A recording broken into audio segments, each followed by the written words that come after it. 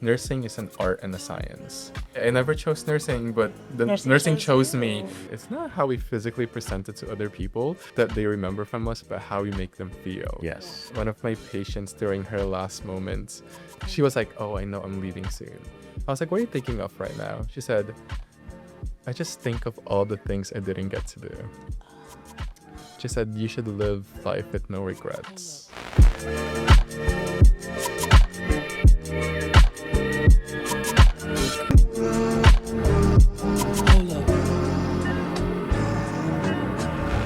Welcome.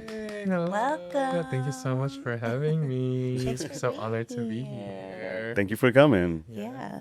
Do you want me to kick it off? Yeah, go for it. So, where's your family from in the Philippines? My mom's side is from Luzon area and Ecija. So I get to visit often when I go home.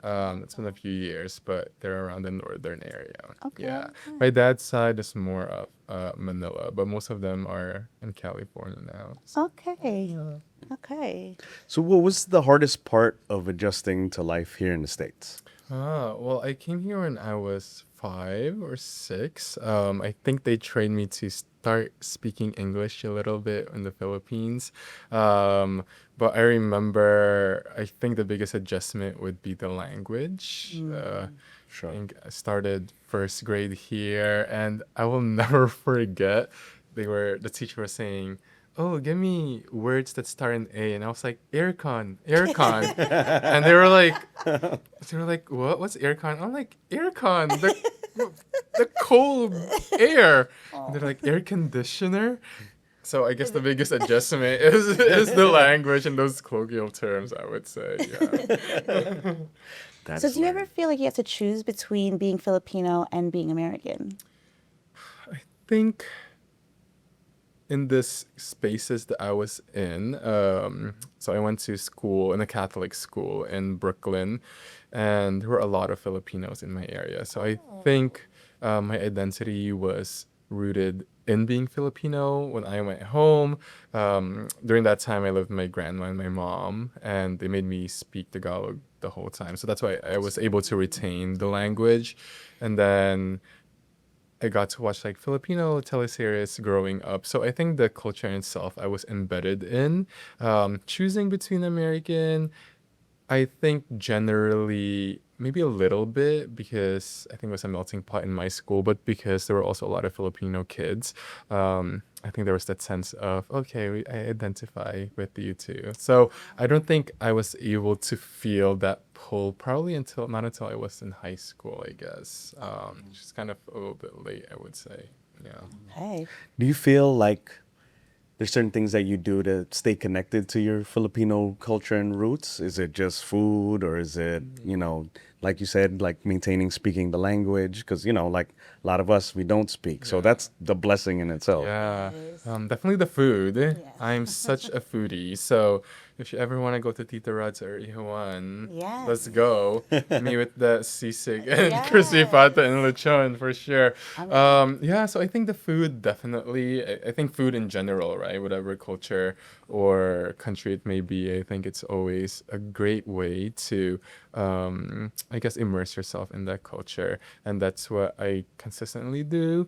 I think growing up, my mom also was like, "You cannot be picky with your food." She would literally tell me that if you don't want to eat this, you're not gonna eat tonight. So I guess I was kind of enforced to embrace the food. I feel I was you. like, "Oh, it's great," and I guess also with Philippine media, I guess we'll talk more about the secret maybe later into the conversation. But I always thought I was going to do entertainment in the Philippines, so I did my due diligence of watching Filipino shows, knowing all the artists and celebrities, just in case that I bump into them someday. And I get to do that now. I get to bump into some people now. So I guess in that way I get to retain the Filipino identity and culture. I Yeah. love So that. I just want to go back real quick because you said in high school is when you started to feel like that pull to be American. Can you talk about that experience? yeah, maybe middle school and high school, you're bringing food from home for lunchtime. And I remember there was one time my grandma brought tuyo, Okay. which is, I don't know if you know, the Yeah. the fish, which has a quite strong smell Yup. with the white rice and tomatoes with soy sauce. And I remember just opening up my Tupperware and my classmates got a sniff of it. And I was like, oh, our Yup. food is different. Yeah. And I guess that was the first time where I was like, because before, I guess when I was younger, it's more of like pizza parties and hot dogs and hamburgers. It was really more of, I guess as you grow up too, you get to learn more about your identity. And I guess you're finding out more about yourself too. So I'm like, okay, I guess I am American, but also being Filipino, it's kind of that, I guess, we're choosing, oh, do I tell my grandma, no, I don't want to bring food to school anymore? Or it's more of like, oh yeah, it's Embracing fine. it. Embracing it. Everyone has their own culture or whatnot. So I think around high school time too, I went to high school in the city. So I guess it's even more of a melting pot. Because where I grew up, where I went to elementary school and middle school, was mostly, Filipinos and also Hispanics. So I would say it was when I started high school, I was like, oh, there's a lot of white people here. There was really not a lot of white people in middle school. So yeah, I would say that's where the culture shift was. Yeah, Yeah. I found it hard to embrace too, like both cultures. Did you? And I was born here, so I can Yeah, imagine no, what same. you were going. I'm dealing that with my son too. Like he wants to bring the fish to school, but then everyone's like, "Yo, like you go to the microwave." Like number one, I didn't know you can bring they have microwaves in high school now. I You can bring didn't food, I yeah. didn't know that. So they have a line, and he'll like blow up the microwave with the fish, but he don't care. He's like, "No, this is what I want to eat." So I'm like, "All right, they got to deal with it." Yeah. So I got to give it up to him on Yeah, that. I you love know? that. And that's what we should vouch for. Yes. Yeah, Great job. yeah. Great job. Oh no, that's all him. I'm not gonna take any credit for that because I would have told him to keep it at home. All right, so let's get into the medical aspect of your Yes. career, but we wanted to start with Mom because obviously, in the past few years with the COVID pandemic, you're on the front lines working. Can you just give us a glimpse of like how it was, working on the front lines? Yeah. So I graduated nursing school May of 2019. Took my boards and stuff, and I started working as a nurse within the cardiac surgery, like ICU step down area around, I believe, October, November, and then COVID hit Oh that my following February. So I just finished my orientation in the cardiac floor January, Wow. first week of January. So I'm like, yeah, I think I'm getting the hang of this. And then end of January, we're starting to hear some, there's like this respiratory illness going around in China and Italy or whatnot. But everyone was brushing it off. We're like, oh, it's probably just another flu or whatnot. And then February started to come, what's happening. Quarantine's happening in March. Yeah. And then I remember, oh my gosh, I remember around March time, the lockdowns were starting to come into place. We were getting the first admissions of, it wasn't even known as COVID variant. It was like the novel coronavirus, SARS-CoV-2. And our emergency rooms were getting flooded. And we were one of the first floors were supposed to get the admission for the COVID patients. They weren't even like confirmed yet. It's more of like an isolation precaution. And I remember that I was supposed to be the first nurse to get the first admission of COVID on our floor. And then I was thinking, oh my gosh, I'm a new nurse. I'm not even used to our regular floor. And there's this whole new thing that we don't even know what it is. We had no protective equipment. You're freaking out. I remember we were using our N95 mask for 1 week. So you could literally see our dead skin cells on it. We were putting in a brown plastic bag with our names on it. And just to look back on that first admission, one of the titos, one of the senior nurses actually took my admission for me. He was like, it's okay, I'll take it. And I will never forget that. So yeah, it was definitely a harrowing period of, I feel like I had no grasp or idea of what was going on. Like the senior nurses who've been there, and most of them are Filipinos, our titos and titas, they've been there for like 30, 40 years. And they're like, we've never seen anything like this before. It's like, we don't know what to do. I'm like, if you don't know what to do, what am I going to do? For real. And a lot of our senior nurses who were planning to retire in 5 years or in 3 years, they were like, we're just going to dip out now, which I mean, I get Yeah, it. why not? And Yeah. our pregnant nurses, they also obviously took leave. So the very first time that our floor, because it was cardiac surgery, right? So it was a lot of elective procedures. They were stopping cardiac procedures at that time because they wanted to convert our floor to a COVID ICU. So when they converted our floor to COVID ICU, I remember I was the newest nurse there. That first night, I will never forget it. The first night, I was the newest nurse. I was like 21, Oh, wow. 22. And I was with three other senior nurses. It was just us four, like literally not knowing what to do. Yeah. Running room to room, doing CPR or whatnot. So it was Man, very way crazy to times. learn. I know. Oh my gosh, You got like thrown in there. I got thrown in. So literally, my friends were like, "Oh, baptism and fire." I was like, "Baptism and fire? This is brimstone and fire!" Oh my Real. goodness, it was crazy. That is crazy. So what kept you grounded in those like life or death moments? Oh, I don't think there was any grounding. I think I was just based on just like adrenaline, and I didn't know what to do. Yeah. I relied heavily on my seniors, obviously. I think it's more of, I think the naivete, if I have no other words for it, of being a new nurse, of like fresh out of nursing school. Yeah, I took an oath to take care of patients. So I think there was kind of that, and actually there was a term that came out during that time. They call it moral injury, where it's like you want to do something, but like you want to save all these patients, but you can't. So it breaks you down, but you want to keep on going because you have this sense that, oh yeah, I can save people. I was meant to do this. Like I made an oath to do this. So I think it was that, and especially I remember the darkest of times, I think, was when I was seeing all the elderly people pass away. And I mean, before we were recording, just and I were talking about in pediatrics, it's kind of harder because, for the seniors, it's like they've lived their life. Okay, but like for children, it's like they have a whole life ahead of them. I thought it would be the same mindset for me during COVID when initially it was mostly the elderly. But then when I look at these elders, 90-year-olds, they were on our floors already, right? So they just survived cardiac surgery. A few months ago, they survived orthopedic surgery.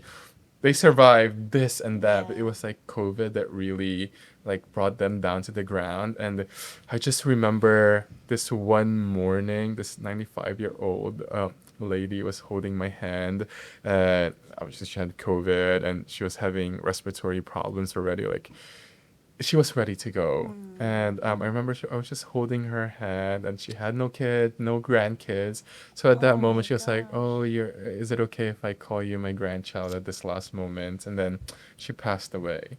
So Oh my I guess her last memory was me holding her hand and me as her grandson in that moment. So I guess in those moments, um, are really what kept me going per se.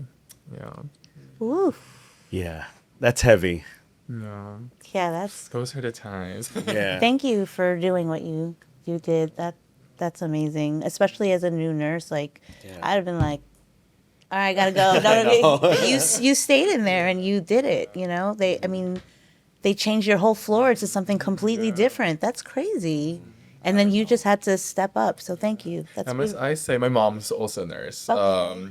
She was a post anesthesia care unit nurse. She also worked in COVID Wow. through COVID during that time. She retired a few years ago.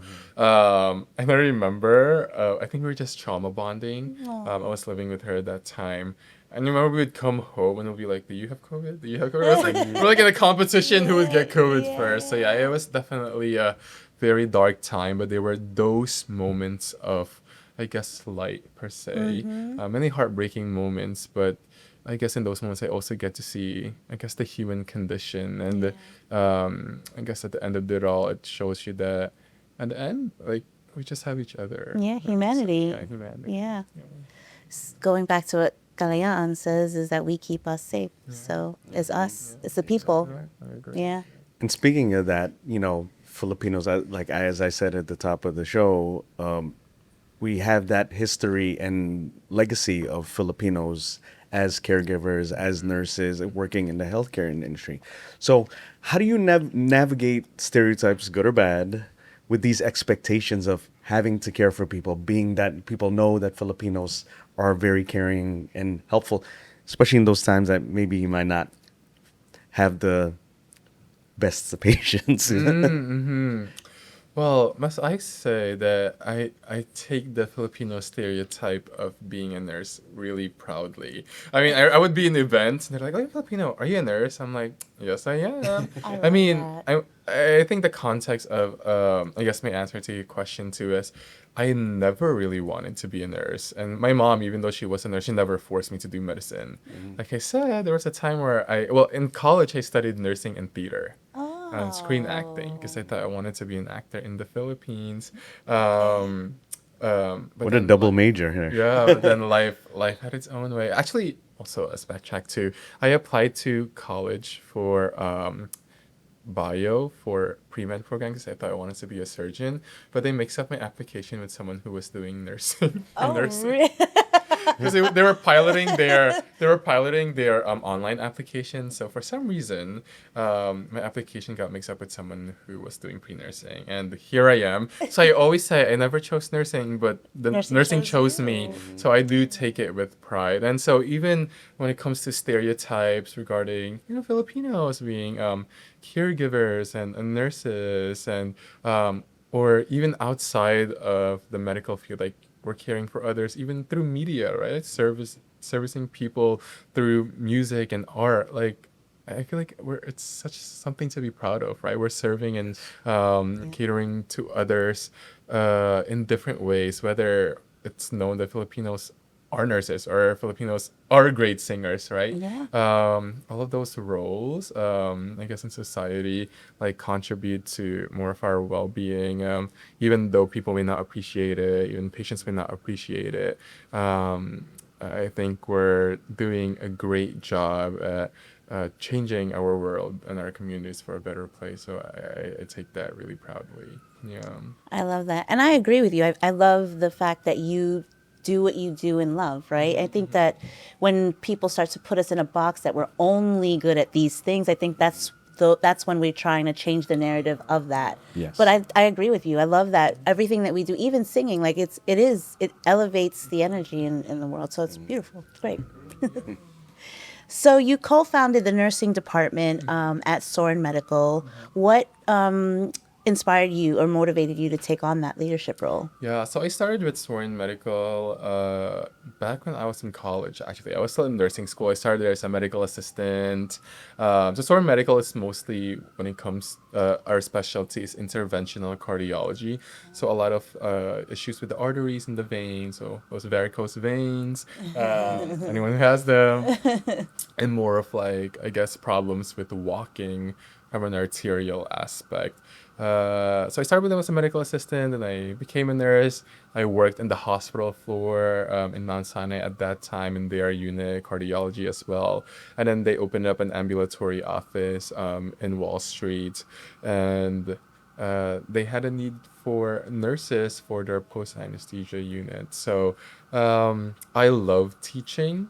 I think we'll also talk about it too in my podcast. I just love education so much. So I guess being able to I found this department where I get to precept new nurses and teach them not just the logistics of nursing skill sets, but also I guess the heart underlying of what it is to be a nurse, right? It's more than the blood and the IVs and the procedures, but I really think it's about being there for someone at their most vulnerable moment and what can be their scariest moment of their lives, right? Yeah. So I think. I love that. Compassion, love. So speaking of that, how do you balance? Like, you're knowing that scientific kind of approach to doing thing, also trying to be compassionate and care. How do you balance all that in your clinical and research work? Yeah, I will never forget the first week in nursing school. We have this class called Nursing Fundamentals. In the textbook, there's a chapter, I think it was chapter 16, and it says, nursing is an art and a science. So I think that never left me, and that always made me think. I remember reading that sentence, and I was like, "That's so beautiful." Obviously, there's that science of the clinical, right? Evidence-based, up-to-date research that governing your care and the way you care for patients, right? So, like, if this medical association says this. There's definitely deep research behind that, and we obviously want to implement that in our care. But at the same time, patients are more than their diagnosis and their numbers. Fine, this is what research may tell us, but we are a very holistic being where we're made up of, yes, this is what evidence-based science says and care says, but then there's also that faction of us of like culture and how we respond to things. Not everyone has the same body. Blood pressure, yes, we have standards, but we are more than just a number, right? So when I take care of a patient, it's much more than the numbers I see on the screen, but it's what they're telling me, right? Because someone can tell me that, oh, I'm not feeling okay, or I am feeling okay, but underneath it all, right, like you have to garner that trust from the patient so that you can really see them for how they are and how they're feeling beyond the numbers. So I guess that's how I mix both. Yeah, the empathy behind it, and that's cultural too. That's definitely cultural because we do care. We do give a damn. And being just rigid. There's a balance between that, but.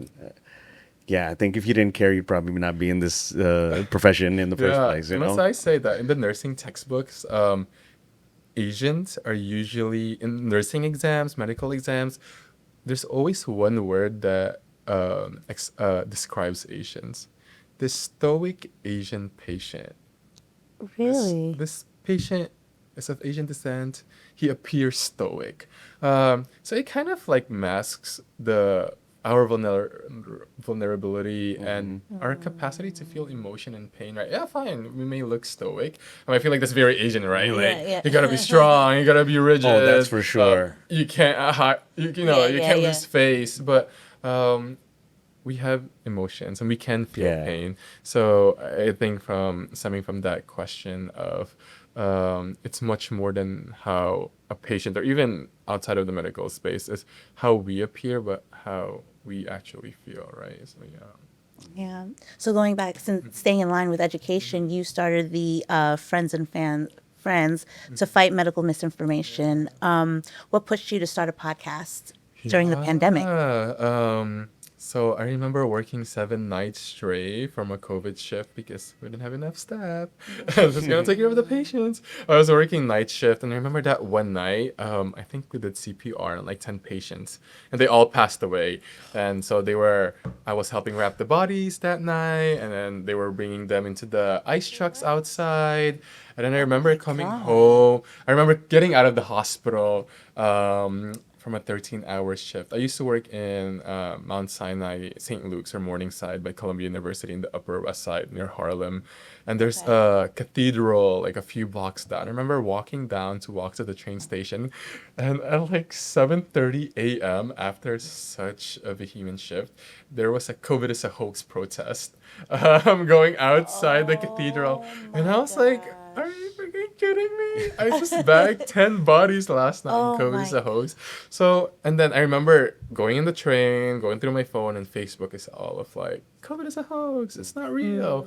I was like, what do these people who have never stepped foot in the four corners of the hospital during this time have anything to say when I'm the one experiencing all of it, right?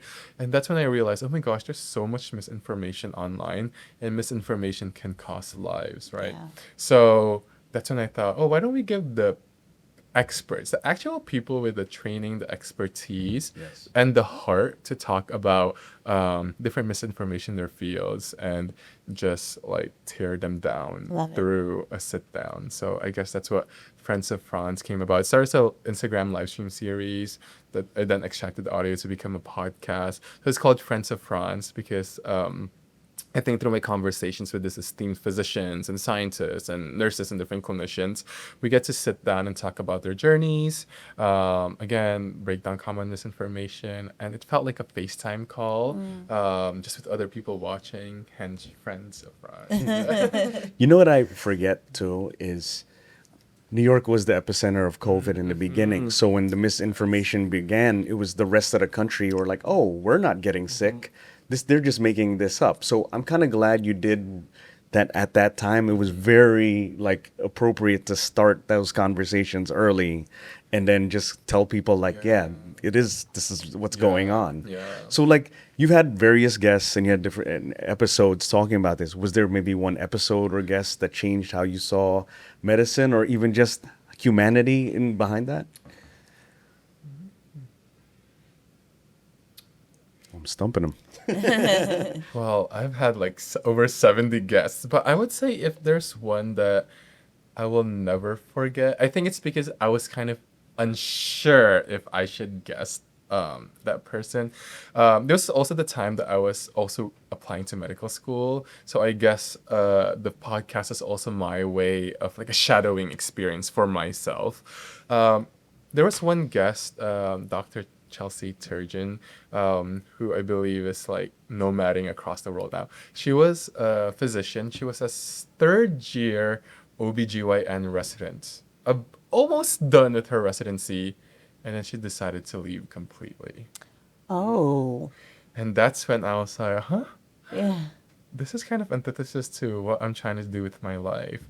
And so that sit down conversation with her, I would say, is something that's so eye opening because she was like, you know what, Christian? It doesn't matter which stage you are and whatever endeavor you're taking, you can always choose what your heart and what your mind wants. And it kind of reminded me of a time when I was working in the hospital in Mount Sinai where we had a cardiac surgery fellow who used to be a photographer but loves photography, but he comes from generations of physicians, so he felt like he had no choice but to become a doctor. And I remember one night after a code, he told me, it's kind of crazy that I call the shots on people's hearts, but I can't call the shots on my own. So that story alongside what Dr. Turgeon told me in that episode, that podcast episode, I think it kind of showed me like not just medicine, but life as a whole, that you can always have a second chance, and you can always change your mind, and you can always have the freedom, and you should allow yourself the freedom to always choose what you want to do. I love that. Yeah. I do love that. And I see that with yourself too. Yeah. You know? Yeah. People struggle to pivot. Yeah. You know, you're so focused. So your- scary. Yeah, your direction is one way, and then you're like, wait, it doesn't feel good. So I love that. So why do you think it's important for Filipino healthcare workers to have a voice in media and education? Because we populate the field. Isn't it crazy that... Tell me not. How many hospital floors have you been to where there's no Filipino nurse? Yeah. Come on, there must be a tita or tito there somewhere. I think it's important to show our voice and raise our voices in these domains, especially within media when it comes to healthcare. It's because that's just the reality, right? We have so many loving and caring Filipino healthcare workers that's there for your family members and your loved ones during, again, what may be the worst moments of their lives. And I think representation is so important, Yes. whether it be healthcare or media. You know, I will never forget what Viola Davis said in one Okay. interview. She said that representation is so important because it's a physical manifestation of your dreams. Yeah. Makes it tangible, right? And I think that's so true, right? Like, unless you see it, sometimes it's hard to believe because as humans are very visual learners, right? For the most part. So I think that's why it's so important because it allows someone to not only visualize their possibilities and their dreams, but also hopefully make it tangible. I love that. That's why we do what we do. Yeah. So that way the next generation can see that there's other avenues. There is nursing, there is Yes. music execs, there's not all all one kinds of thing. things. Yeah. So So, do you have any advice for anyone considering to use that voice who might be hesitant or just scared to do so? It is scary. I cannot lie. It is scary. Whether it be healthcare or even like social media or media in itself, it is very scary. But I think the advice I will give is the advice I give myself. And it's an advice that I got working as a nurse during COVID. One of my patients during her last moments, I asked her, "Oh, what are you thinking of right now?" She was like, "Oh, I know I'm leaving soon." I was like, "What are you thinking of right now?" She said, "I just think of all the things I didn't get to do." She said, "You should live life with no regrets." And sometimes the path towards that is scary and it's a lot of sacrifice.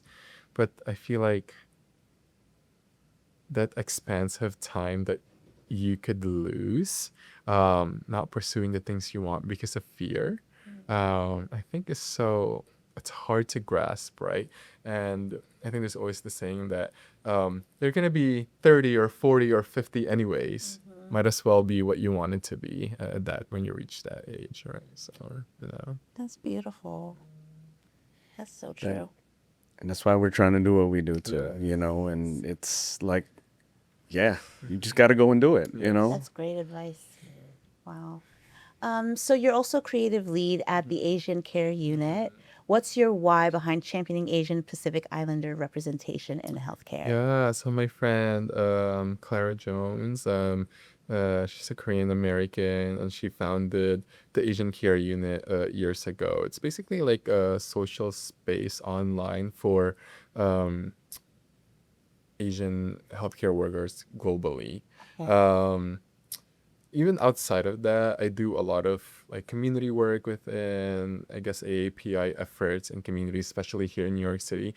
I think it's so important because there is power in community and when we hold hands together.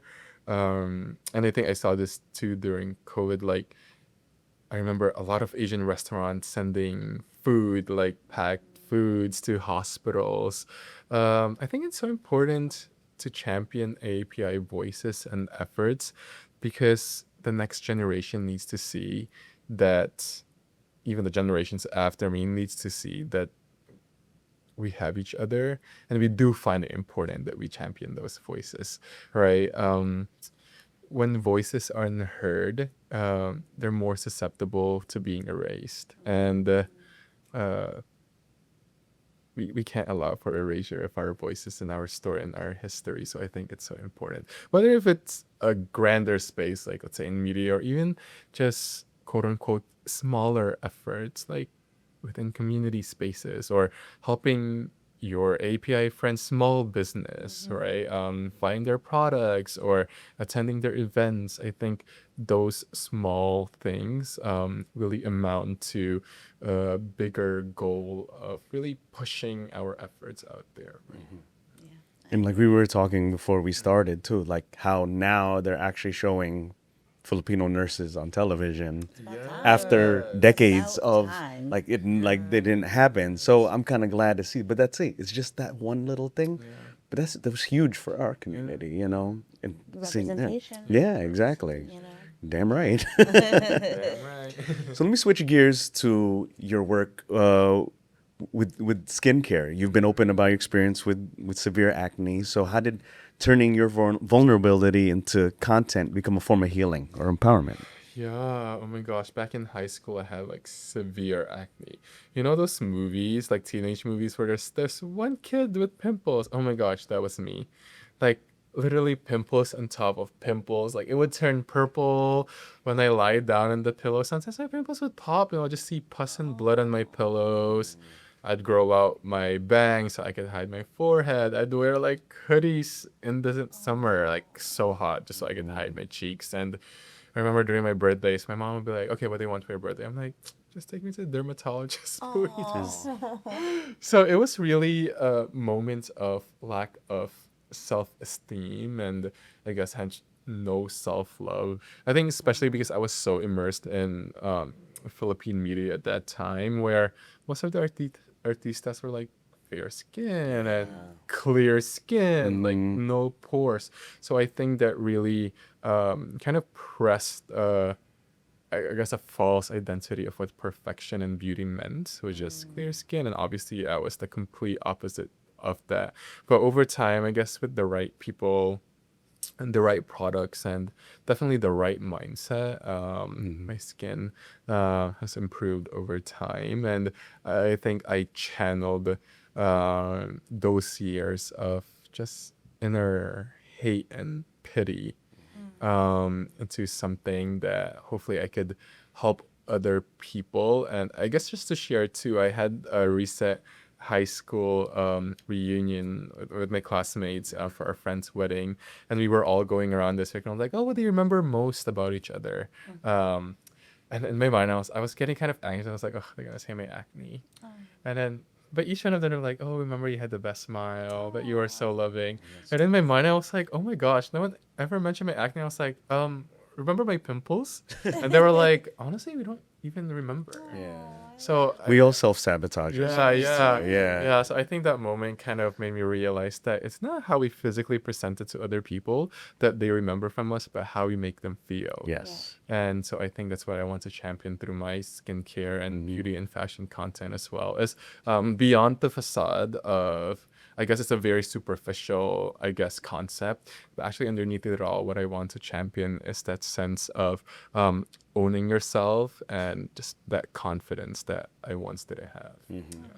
And I'm glad you do that too. I have a lot of loved ones in my family who have eczema, and that's very common in our community too. So like when you're championing things like this and you're normalizing it, like people do have it, makes people feel comfortable in their own skin, literally. So yeah, thank you for doing that.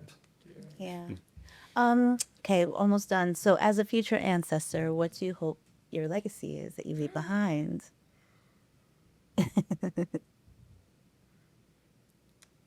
I think Filipino hospitability. Yeah, anything that encompasses everything that I try to do in life, whether it's being a nurse or being a content creator or a podcaster or a model or whatnot. I want to show and showcase and retain that sense of Filipino hospitality even to the next generations. That's what I want to be known as. It's like not just, oh, he's a kind nurse, so oh, he was a nice content creator who wasn't snobby or entitled, or he wasn't this or that. I just want to be known as someone who is kind and caring, and that's rooted in the Filipino hospitality of even in typhoons and hurricanes and floodings, right? People are just laughing and caring for each other, like really literally braving the storm and the flood to give food to their neighbor. Yeah. And I think that's what I want to It share. reminds me of the Bayanihan spirit. Yes, That's what you are taking on, Yeah. which I love. We need more of that. Yeah. So that's a great thing to pass down. Thank you. Yeah. So before we forget, what's next for you, and where can people find you? Yes, I'm on socials at Chris Franz without the I because someone took it. It's for another. And yeah, so you can find me on socials and Instagram. And what's next for me is well, I have a surprise coming out very soon. When will this be released? Actually, I have to. Oh, let me look. I can let you know in a second. sorry. No, go ahead. Give me one sec. We can cut it out if Yeah, you ain't we'll ready. cut It will be released September 2nd. Okay.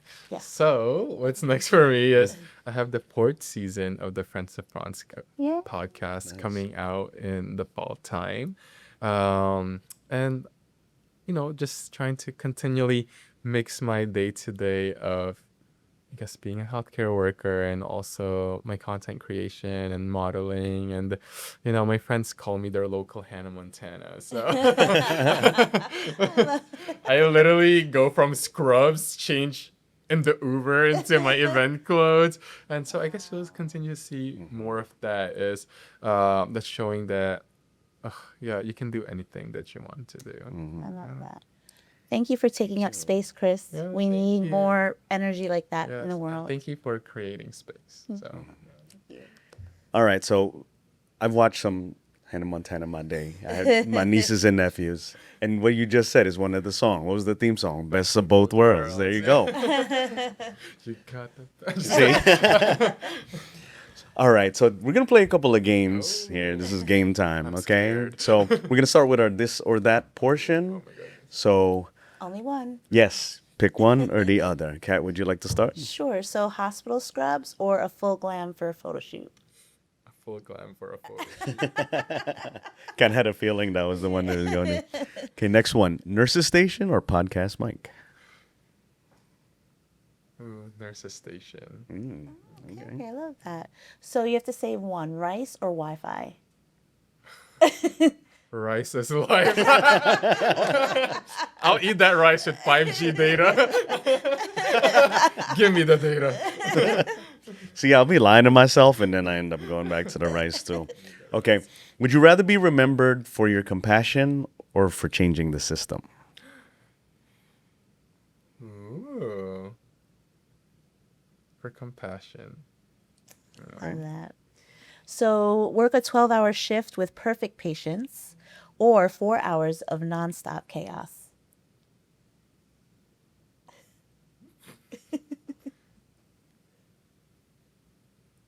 Wow, I can't believe I'm getting stumped. Hold up.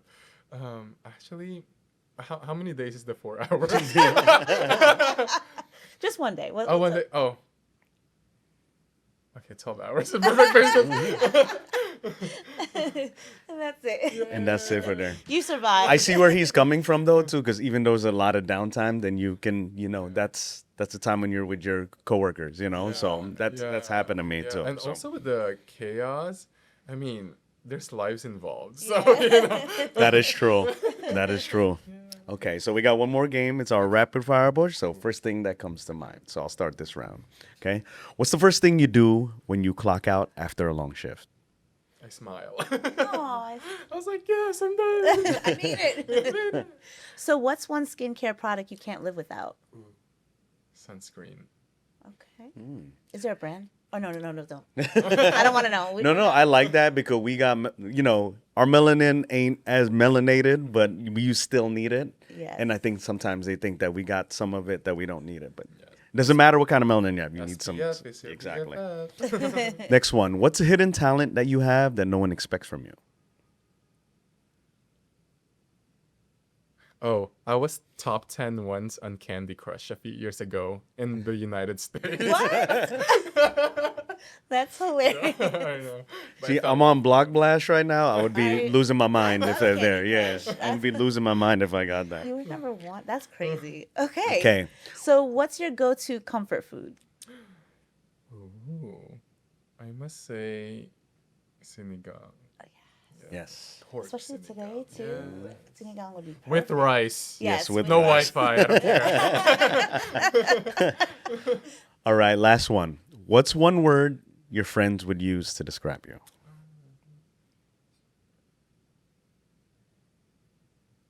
Caring. All right. All right, that's it. You're off the hot seat now. Hey, thank you so much. Thank you for being Right, here. thank you for joining us. This has been Future Ancestors podcast. Remember, you can catch us at Future Ancestors TV on Instagram and YouTube. Don't forget to follow us and check us out where you find your podcasts.